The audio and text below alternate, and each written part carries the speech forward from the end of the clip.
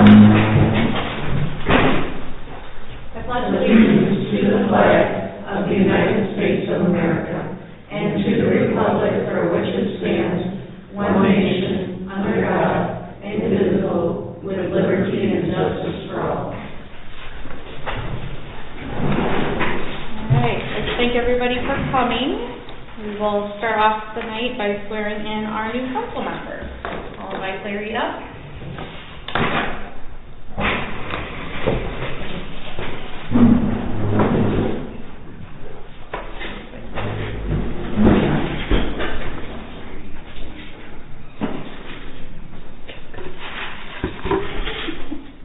Raise your right hand.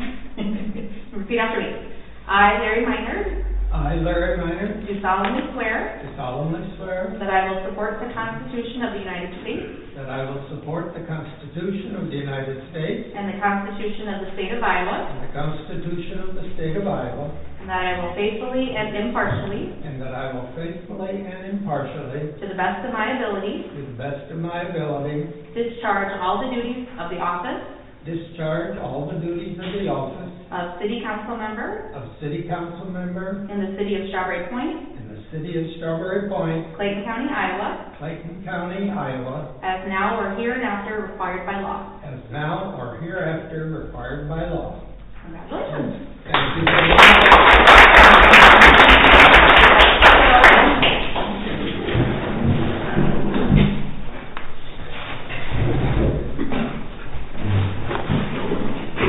And right to business.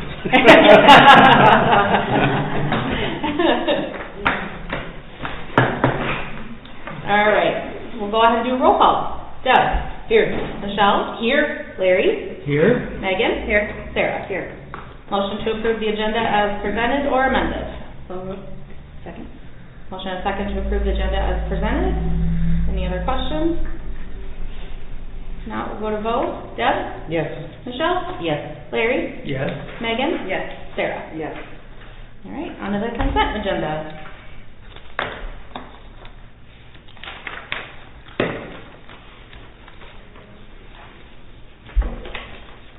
Motion to approve the consent agenda. Second.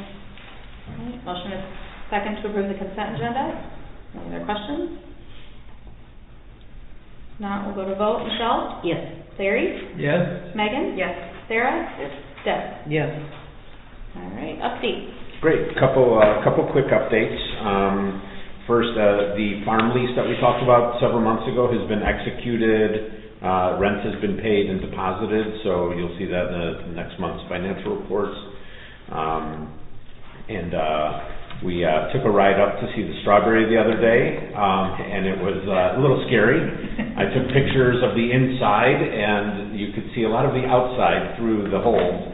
So there's going to be a lot of repairs needed, and they're working on it. They already have it stripped. I mean, it looks terrible, which is a good thing, right? They're stripping all the bad stuff off, but doing a really good job so far. And we're going to start the fundraiser and social media campaign this week. I don't know if you saw the missing strawberry poster that we created. So that's going to get distributed throughout town and done online. We did put on there that this is just a joke, just it is 2025. Nobody stole it. Right. Somebody will, we don't want any conspiracy theorists. And so that all starts to happen, and it's going to be a lot of fun. And then next, on the Franklin Hotel, the reason you don't see the liquor license renewal on this agenda is because the state inspector went into the Franklin Hotel and we're awaiting their report. So allegedly there was a lot of information in the report, and so we want to wait to see that and see what's getting rectified before we put their liquor license back on the table for discussion. And then so that's that for updates, and we can get right to it if you like. Okay. Larry, did you want to say a few words? Yes. Go ahead. Thank you very much. It's a pleasure to be here in Strawberry Point and to have been selected to serve on the City Council. I am most appreciative to the voters and really to all of the candidates too, because there was a school board election and a city council election at the same time. The weather wasn't all that great, and people came out and voted, and I think it served the whole area very well by that taking place. I have been an alderman, that's what I was called before, but not a councilman for 10 years in Davenport. So I'm somewhat familiar with things, but yet this is a whole new world, so to speak, and also it's a different century, and so things obviously have changed. But I'll do my best to support this community. And the word community means one. And it's important, I think, as an alderman and as a supervisor, as I was before, and as a council person, to remember that we are a community working together in the 21st century, not the 20th, to do the things that we think need to be done for the people that we serve. There are always issues, and that's part of the world that we live in. And of course, especially now, there are issues, state and national and world issues, that can have an impact on this community, on our constituents, not only in town here, but in the rural area as well. So that's important for us to remember. So out of all this diversity of things happening, we are one. We work together to get things done. The reason I ran, I guess, was that article in the newspaper that showed that Clayton County had lost 6% of its population in the last decade. Strawberry Point, 9.7. And so I think we have to look very carefully now at what we do and how we work together.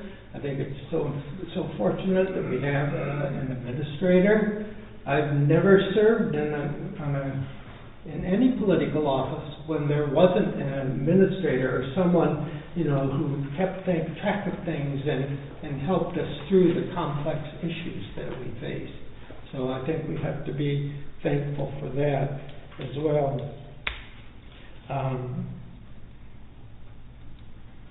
I'll tell you just something interesting. As you know, the mayor is my grandson's wife.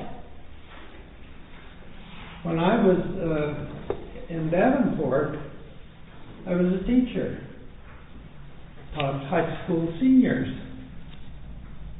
When I became a councilman, one of my students was the mayor. So it's familiar to me to have someone a generation younger to be standing up and running a meeting than even I was at that time. So it was kind of interesting. And I think what I want to do today, and I can see another difference here now that I look. When I was on the council, there might have been one woman. Today, the majority, except for one man. Now that's pretty amazing when you stop to think of it. And it's a sign of things that have changed over the decades, and that we have to be conscious of that and move our community forward as those changes take place. Okay. So, thank you, Jim. thank you. Yeah. It's working. Yeah, even though there's somewhat of a relation, she's not going to hold back using it again. That happened years ago too, when I had a student telling me, be quiet. All right, we'll move on to new business number 8, motion to disperse $4,224 to the Strawberry Point Fire Association. I still make the motion to disperse the $4,224 to the Strawberry Point Fire Association. Second. All right, motion and second to discuss. Okay, so there's a report in here. This was for a grant, I don't know if you remember from last year, that was to buy equipment for putting out grass fires and stuff like that. And then the rebate was through the DNR. The Firemen's Association did go and do all of this stuff, and so the DNR, instead of sending the check to them, they sent the check to us. And we've gone back and forth for a couple of months on what the best way to handle the accounting is so that everybody's books are straight. And where we finally landed is that we just issue the refund directly to the association. And the whole history is there in the report. If you have any questions, I'd be happy to answer them. I think that's the best way to do it because the paperwork's all there. Super clean, yeah. Yep. Yeah. And all this will be attached to, you know, like the check, we'll put a copy in a folder just so there's full transparency. You know, in future audits, they're going to look at that and question. So we'll make sure that all the supporting documentation is included with the check. Yep. Any other questions? If not, we'll go to vote. Larry? Yes. Megan? Yes. Sarah? Yes. Deb? Yes. Michelle? Yes. All right, number 9, resolution 2510, approving a subdivision of the Meyer addition into 3 lots. I so move resolution 25-10 to approve the subdivision of the Meyer addition into 3 lots. I'll second. Motion and second to discuss. Great. So my apologies for rushing this. This did get posted in time, so legally it's able to be on this agenda. The reason for the short notice is that Mr. Meyer has to get this up to the county. There's like a 30-day limit from the time that the drawings were done to getting it listed. So he took it up there the other day, and they're like, you've got 24 to 48 hours to get us back a resolution. If we table this for whatever reason, he's going back to the drawing board, literally on these drawings. And just a little background on what this is. This is the lot that's adjacent to the funeral home on the south side of town. And it's getting subdivided into 3 lots, which I'm really excited about. One of the lots is going to be a single-family home. The second of the 3 lots is going to be, from what I've been told, a masonry business that's coming to town, and they want to build a small building there to be their sort of headquarters. And then the 3rd lot, the funeral home has an option, I think, on that 3rd lot, and so it's kind of up in the air what's going to happen there. So, I like that it's kind of expanding our tax base. It's bringing, another home to the area and also another business to the area, which I think is really good for everybody. So, all of the information about it is in the packet, the drawings, everything, and the only thing that the county is waiting on is a resolution from us. Are they tearing down that old house that's top down there? That's a good question. He said they were building a new house, so I would assume if that's the lot, then that one would be going. I could get a clarification for you if you... I was just curious. Yeah. What's the utilities situation down there? It was my understanding they were going to bore a water main across for part of the subdivision and Okay. just turn it over to us. Okay. The sewer's already actually in the backyard. Okay. Good.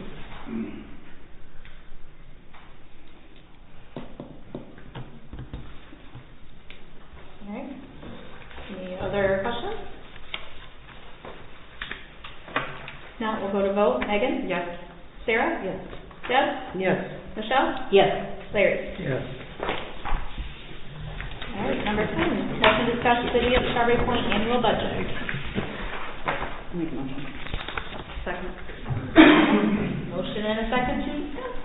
Okay, so in your packet, you will see, I think, 11 pages of financials. These are the proposed expenditures in a format that was requested at the last meeting, I believe, by Sarah.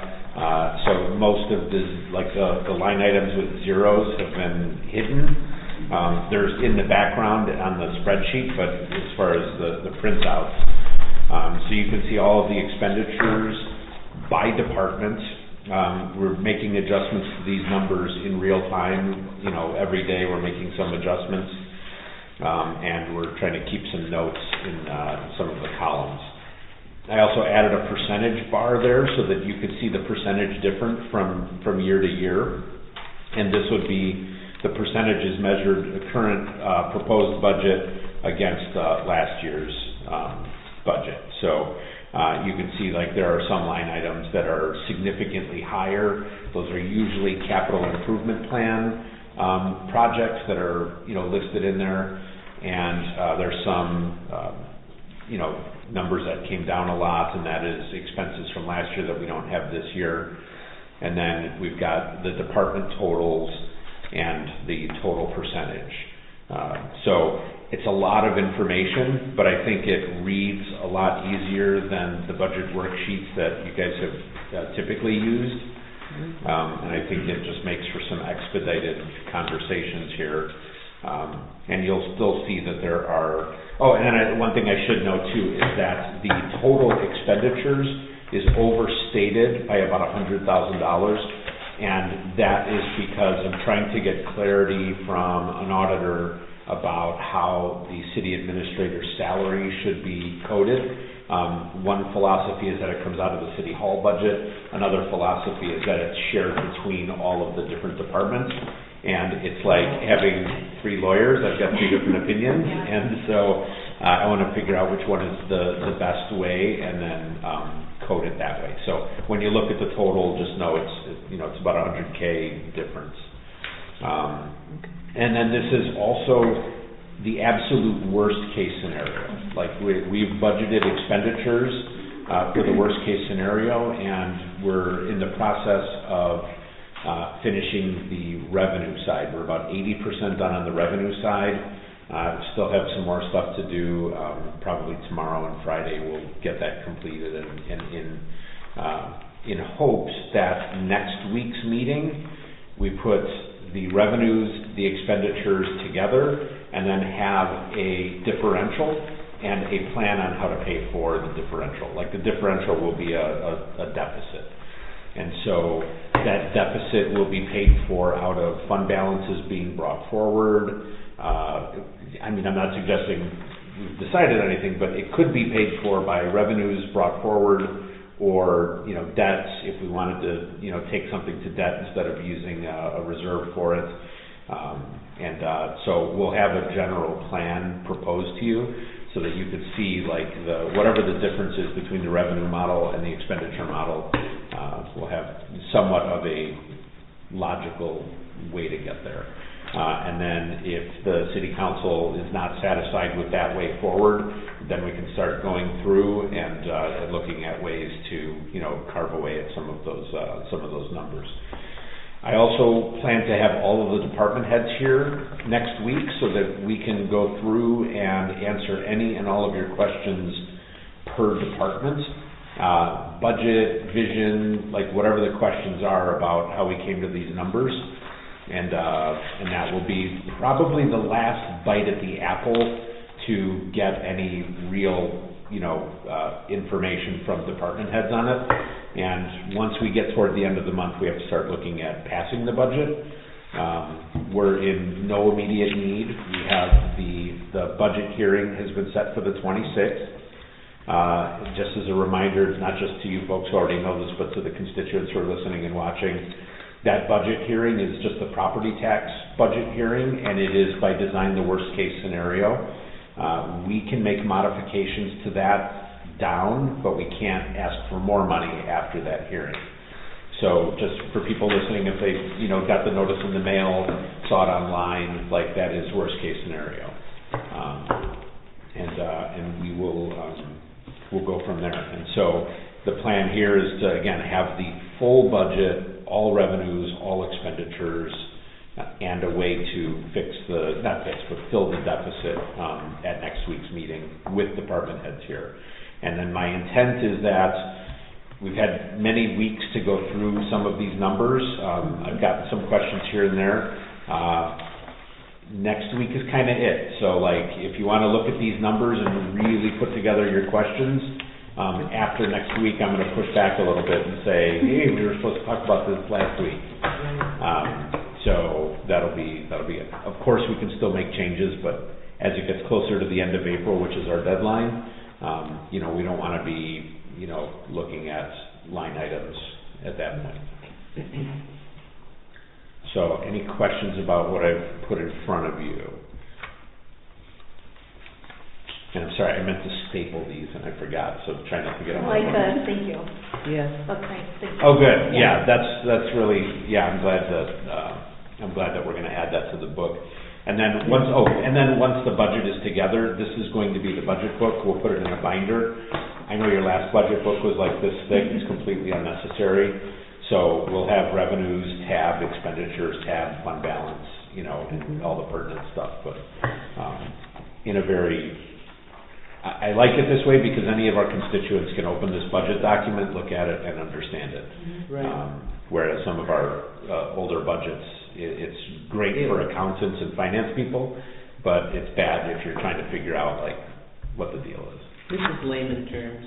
Yeah, it's just a good general way to do a budget, for transparency and people get it, it's easy to find information.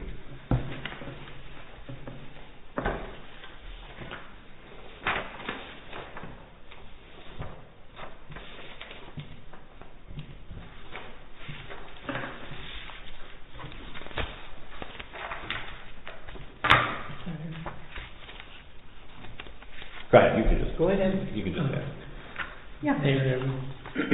Looking back at something we got last week in terms of the budget, I haven't gone through all this carefully. I noticed number 18 and 19, community beautification and economic development. There are no numbers there. Is that? If there are no numbers, so in the stuff that we've been using previously, we have a chart of accounts, and that chart of accounts is mandated by the state, and so we have about 700 line items on the budget that have numbers, and another 400 or 500 that don't have any. So the document that I gave you today shows only accounts that have action in them, and we've working to take all of the accounts that don't have any movement in them and hide them from the budget documents. Obviously, they're still in there, and they have to be by law, but as far as looking at the budget and determining where we want to spend money or where we want to bring money in, only the relevant ones are shown. And the main reason is the state uses the exact same budget for the city of Des Moines that it does for ours, and it's massive, and we don't need half of the accounts that the state provides. So are those in here? Can I take a look at what you were looking at from last week? Well, just so I...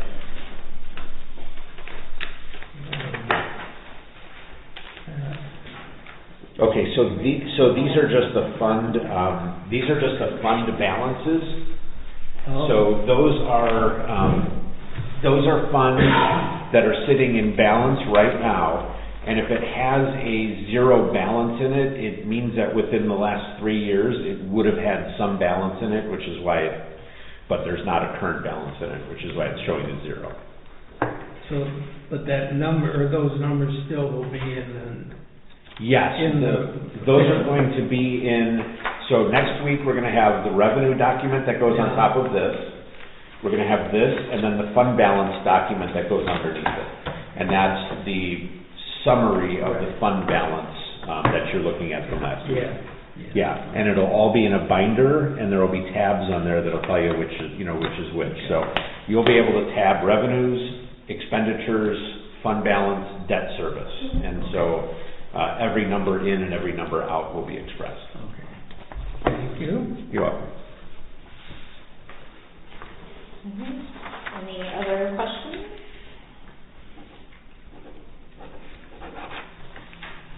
Okay. If not, we'll move on to other business. I don't have any other business. Do you guys have any other business? I asked you earlier about BART, I didn't know if Oh, I meant to give it a... Sorry. I started to give her an update. Sorry, going back to updates, the BART update. So we've gone back and forth with the State Department of Transportation. There's been a labyrinth of bureaucracy to get this BART thing across the finish line, and the county finally told us, well, you need the Department of Transportation to sign off on it. And so it took us months to get to the Department of Transportation's decision. I spoke to them on the phone. They gave me an address where to send our official communication to. The address that they gave me was a Mexican restaurant in some city somewhere, so somebody made a mistake on that, so we had to send it again. And it was not my mistake, but in retrospect, I should have Googled it. Anyway, so after a couple of months, the Department of Transportation finally came back with an opinion, and that is, we have no opinion on this. So that's fine. So it should be up in front of the county supervisors in the next few weeks. So we're getting real close on it. And yeah, it's. I thought the Chicago bureaucracy was bad, and I was like, here everything just works. Okay, well there's still some bureaucracy here too. So.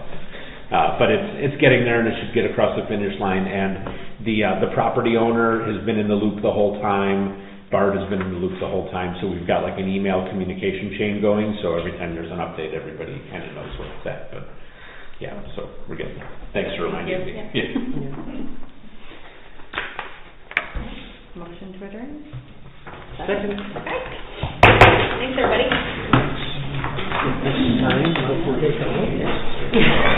Yes, there is.